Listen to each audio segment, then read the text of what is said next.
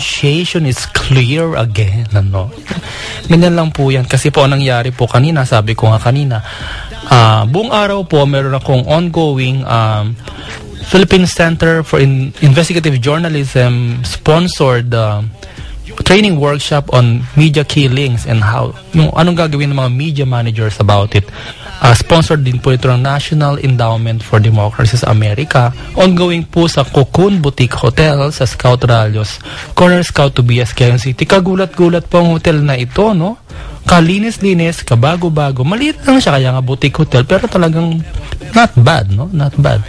Ongoing po yung ating seminar workshop hanggang po Biyernes po ito. So, whole day po yan. Sumingit naman kanina yung interview ng National Geographic nga, sinasabi kong interview about basketball for a 2-part series to be anchored by Rafe Bartolomeu na isang Amerikanong nag-Fulbright scholarship sa Philippines for 2 years, no? Sumunod naman po yung Channel News Asia Singapore. So, di ba ang taray, no? From Los Angeles to Singapore, rumampa si Remoto Control.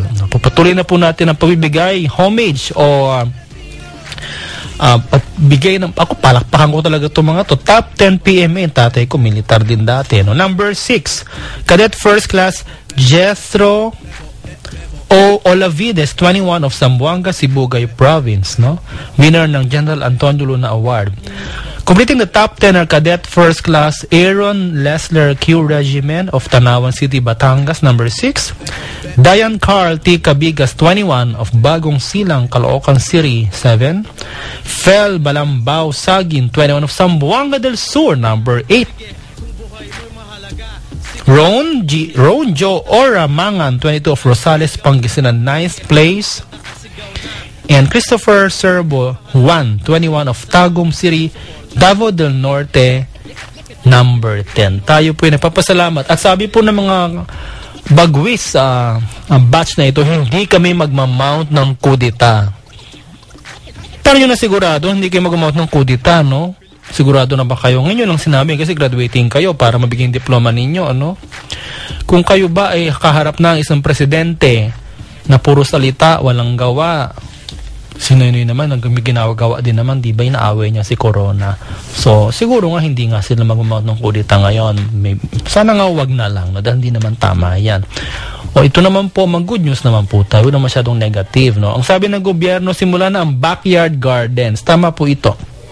Ngayon po sa UNDP, United Nations Development Program, dati may project kami ng ganyan, ano? Bigay ng mga pilot project sa Ilocos Norte under Governor Amy Marcos, no? Ang mga mga backyard farms po, no? Kasi makatanim ka lang diyan ng talong, ng luya, ng bawang, ng kamatis, no, ng okra. Nabawasan na rin ng iyong bills, no? Kasi pupunta ka naman ng supermarket, ang gulay mo naka-plastic. Diba? Ito po ang rule diyan. Pag ang gulay nyo makinis na makinis at malinis na malinis, nako, puro po yan mga mga insecticide, no? Samantalang pag tinanim ninyo, pinalaki ninyo, may konting uka-uka, may konting itim-itim, okay po yan kasi dinaanan po yan ng uod. Ibig sabihin, nabuhay ang uod. Kung uod nga nabuhay, di kayo rin ang buhay, no? Government bats for backyard, di ba? American English, backyard gardening to reduce hunger and to promote better health. Ayon sa National Nutrition Council, buhay pa palang NNC, hindi mo na ngayon nagparamdam, no? Ang sabi nila, maganda rin ito para mabawasan na ating dependence on foreign imports. Saka naman nakakita ng Philippines agricultural country, no? Meron tayong luya galing Ilocos, nagbebenta tayo ng luya galing sa Taiwan. Aminado, mas malaki ang luya galing sa Taiwan. Anong mas masarap? Siyempre luya pa rin garlic, no? Garlic pa rin Pinoy, no? Mas masarap bawang na Pinoy kaysa yung bawang na galing sa Taiwan, no? Ehemplo, galunggong na Pinoy mas maliit, 'di ba? Mas mahal ng konti, mas malasa kaysa foreign na imported na galunggong na matataba nga malalaki. Ala naman kalasa-lasa, no? Kasi po iba niyan siguro may mga pinapakain na kung ano, parang yung mga manok, 'di ba? May mga manok, 3 yung paa daw sa Amerika kasi kinakain nga ng mga tao legs ng chicken, kaya 3 na ang paa ng manok dahil genetically modified. Gusto nyo ba yan? So ituloy po natin ang pagtatanim, no, ng mga halaman sa ating hardin para ito'y makatulong sa ating mabawasan ang dependence sa imported goods, no, imported vegetables. Ang focus po dapat daw itanim ay leafy vegetables dahil mataas ang mineral content. Pwede rin kamote. Kami sa likod ng bahay namin, sa isang bahay namin sa Bulacan, meron kaming gabi. Ginagamit namin yan para sa laing, no. Meron din kaming coconut, yung juice na iniinom namin, no. Marami, meron kaming malunggay, maganda yung malunggay, no? Healthy po yan, no? Tapos kami nung maliit kami, pag wala ng gatas, kasi sa Pampanga, Diyos ko, pupunta ka pa ng hindi grocery, commissary, no? You have to walk like what?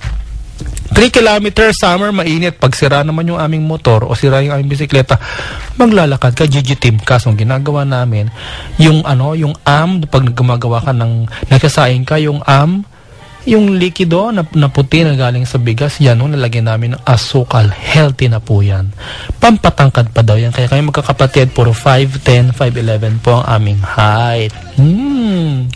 Ito naman si Toby, sabi ko nga kanina, bonggang-bongga, no?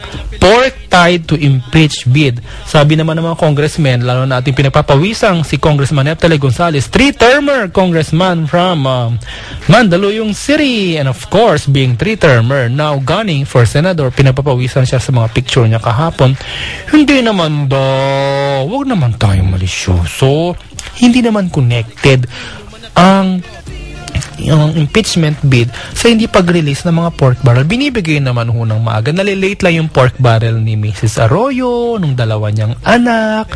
Si Iggy namatay na nga, wala pa rin pork barrel. Na-late lang po. Hindi naman hindi bibigay. Huwag naman po tayong malisyoso. Naniwala naman kayo. Bakit pumirma 188? Diba? Sabi ni Congressman Tiangco, Toby Ateneo graduate yan, no? Sabi niyang ganyan. Hindi naman sila pinabasa. Nagpakita raw si this brilliant congressman named Neil Tupas, kapag kapitbahay ko na naman yung Saviorville, no? Bakit ba ang bahay ko kamalas-malasan yung kondo ko? Kaharap ko ang bahay ni CJ Corona. Sa kabilang kalye ang bahay na ginagawa ni Neil Tupas. Ano po, Panginoon, ang ginawa ko sa buhay ko? Bakit ganito? Between the devil and the deep blue sea. Hindi ko nasabihin kung sino ang devil at sino ang deep blue sea, no? Sabi naman ni Congressman Tupas, pinakita naman namin ng PowerPoint presentation na summary noong how many pages? 64 pages, the impeachment complaint. Pag teacher ka sa English sa Ateneo, ang PowerPoint ba is equivalent to a 64-page document? Siyempre hindi. Hindi naman tayo pinanganak kahapon. Yung PowerPoint, ito yung PowerPoint kunyari, no? Ito na lang, para mas maiksi. Ang PowerPoint is only a summary, a précis, a gist, no? Sabihin natin, thesis statements lang po yan, o executive summary lang po yan. Hindi siya equivalent sa buong dokumento na dapat ay binasa ng mga congressman. Madami naman po dyan. Sabi ko na sa inyo, may reading comprehension problems. I worked there for 3 years noon, 1990s. Talaga pong maluka ka sa IQ ng mga yan. Hanapin mo na sa lalim ng mesa, hanapin mo na sa lalim ng mesa, sa likod ng silya, wala pa rin, baka sa garbage can meron. Ito, may IQ to. Teachers sa Zamboanga, very good city, will represent the Philippines. I love this story, no? Isang high school teacher sa Talok Sangay National High School will represent the Philippines in the Asia Pacific competition to be held in New Zealand for teachers to March 20 to 22. Talok Sangay po isa pong distrito to ng Zamboanga del Norte. Binisita ko po ito noong 1990, no, ako ay journalist sa Daily Globe. Naalala ko pa tong issue na to, Walang gustong pumunta. Kasi kabobomba lang simbahan sa Zamboanga City. Sabi na editor, inisa-isa, Orimoto, punta ka na sa Zamboanga. Sabi ko, kailan? Bukas. Okay. Sabi ng mga kasama kong reporter, katapang mo naman ang lalaki. Kami kasi may anak kami, may asawa, ayun ay mamatay. Kabobomba lang simbahan niya. Sabi ko naman, wala na naman kayong logic. Pag binomba yan ng Lunes, hindi bubombahin ng Martes. Bubombahin yan siguro next year na yan. Lang, no? So pumunta ako, nag-interview ko ng Muslim imam. May mosque po dito, no? Ang tawag ng Malaysia siya masjid, no? May mosque sa Talok Sangay. Napakaganda pong lugar. Maliit lang siya, yung mosque. In-interview ko yung imam, no? Tapos sabi niya, ang Talok Sangay, tahimik naman po siyang lugar, no? Ito nga, may magaling tayong guro dito, si Shatin Sierranya ay isang bagong teacher sa Taluksangay National High School, won the top prize in the 2012 Innovative Teachers Leadership Award. Ang galing ha. Para sa kanyang project-based learning activity on mangrove planting. Pagtatanim po ng mangrove, no, sa Muslim-dominated village ng Taluksangay. Ito pong Taluksangay kasi katabi po ito ng dagat, no. Tapos yung mangrove po dito ay medyo namamatay-matay na po. Bakit importante ang mangrove? Diyan po nabubuhay ang mga maliliit na isda. Nakakatulong po yan sa ecosystem o yung sistema pong pangkalikasan na kapalibot sa isang lugar. Pag nawala na po ang mangrove, papasok na po ang masisira na po ang ecosystem ng isang lugar, no. So itong ating City Mayor Celso Lobregat nagbigay ng award and a token cash prize, no, kay Teacher Shatin Sierranya, at sinabi makakatulong ang proyekto mo sa ating global challenges, lalo na sa climate change. Namit ko na po si City Mayor Celso Lobregat, no, ako nagtatrabaho sa UNDP. Binigyan namin siya ng award twice, no, for having a very good local HIV/AIDS Council. Kung generally, mahirap pa mo tayo sa national government dahil maraming keme, ang pag-asa po natin talaga ay local government units na mayroong HIV/AIDS Councils like in Zamboanga City, in Angeles City. Magaling po sila dyan. Lagi po silang nananalo. Sa Albay po, sa ating Governor Joey Salceda Malangurag Manika na Bicolano, priminasa ng very good governor, always on top of the situation, no? So congratulations Teacher Shalin Sierranya of Taluksangay National High School, who represent the Philippines in an Asia Pacific competition for innovative teachers. Mga teachers po na kakaiba ang para ng pagtuturo. Ito naman po nakakalungkot, tamang-tama yung aming media killings conference sa Philippine Center for International Journalism, namatay na po ang kaninang reporter ng Daily Tribune. Nakikiramay po tayo si Fernan Angeles, no. Tatlo na po ngayong taon ang namatay na journalist. Marso pa lang, dalawa na namatay, no, yung isang December. So 2 journalists dead in 3 months, no. So nag-statement na po ang National Press Club against this, nag-offer na 100,000 reward, pati po ang NUJP, kasama po ako sa National Union of Journalists of the Philippines, NUJP. Nag-issue na po kami ng statement laban dito. At kanina po ay bisita po namin si Dennis Vigo, anak po ng dalawang journalist na napatay noong 2006, no. Si Dennis po ay pinapaaral ngayon ng NUJP, National Union of Journalists of the Philippines. Nasa UP na po siya ngayon, nag-aaral ng BS Social Work, no, to following his parents' footsteps para tulungan baguhin po ang direksyon ng buhay sa Pilipinas sa pagtulong sa social development o pagde-develop po ng lipunan, no. Lipunan. It's a very good course, no. Di naman ako yayaman dito, sabi ng bata, makatulong lamang sa Pilipinas, no. So sana naman huwag niyong patayin ng mga reporter, ang mga journalist. Mensahero lang po kami, hindi po kami ang kontrabida. Ang kontrabida po yung pamahalaan na hindi po tumutulong sa atin. Ang kontrabida po yung mga ibang nasa simbahan na humaharang po sa atin, pinapakitid ang isip natin. Ang kontrabida po yung ibang sa militar na wala lang ginawa kundi mag-torture. Yan po ang kontrabida. At ayaw po yan ng ating matatanda. Dahil let's go now to our next segment. Ay, bago yan, may nag-request naman dito, oh. May namatay. Puro na lang patay, no?